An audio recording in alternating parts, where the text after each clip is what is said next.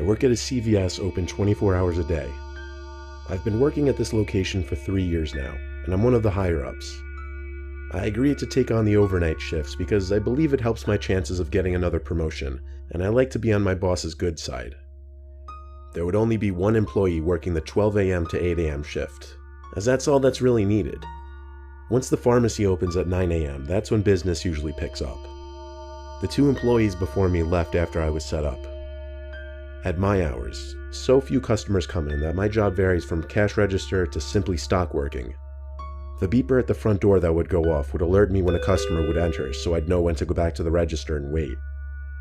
A few hours into my shift, I went back to the register to check my phone, which I had charging, and I had a new voicemail from an unknown number. I pulled it up and listened. It was some weird voice on the other end that I couldn't tell belonged to a male or female, and I couldn't understand what they were saying. Like, the sound quality was terrible. The transcription was unavailable for that reason. Obviously, I just ignored it because everyone gets weird calls once in a while. As I continued doing stock work, my phone started to go off. I pulled out my phone and saw a bunch of texts from that number that just called. The first text said, "Call back when you can." The second one said, "I know you're at work, I'm coming to visit." The third one said, "What time are you working till?" I had no idea who this could be. I texted back, "Who the hell is this?" The typing bubble popped up for like 20 seconds, then it went away. They didn't respond to that. Okay, a little unnerving, yes, but I still had to go about my work. Eventually, I heard the ding by the front door, alerting me someone entered, so I went back to the register and waited.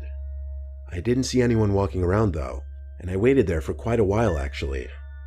Eventually, I just decided, okay, that's enough waiting, and went back to stocking shelves. I'd say it was around 2 a.m., a couple hours into my shift. I got a new cart full of items from the back section, this time beauty products, the second aisle in the store.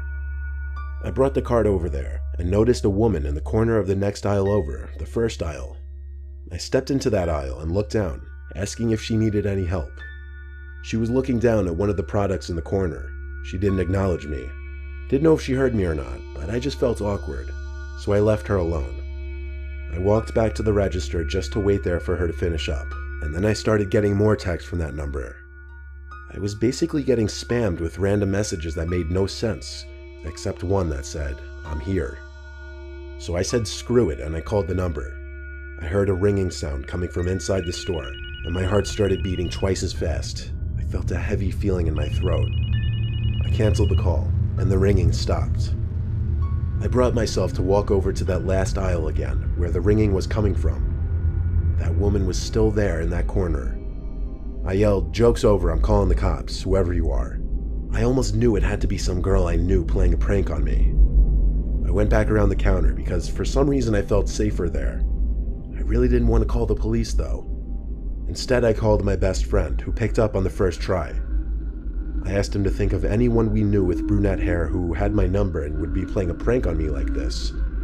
He guessed a few names, but based on the body shape of that woman, it was none of them. My friend told me to just stop being a pussy since it was a girl. I told him, alright, whatever, and hung up the phone.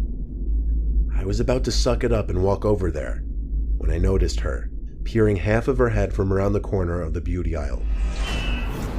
She had to be kneeling down too because the shelf in that aisle is lower than the rest. The first thing I noticed was blood trickling down her cheeks. She was smiling and I heard her making these fucked up laughing sounds.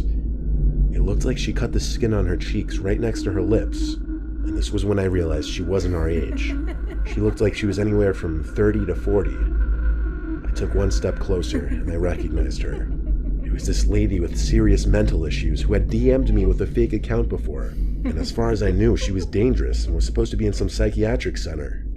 She must have gotten my number through my Instagram, which I have set as a public figure profile, which includes my phone number.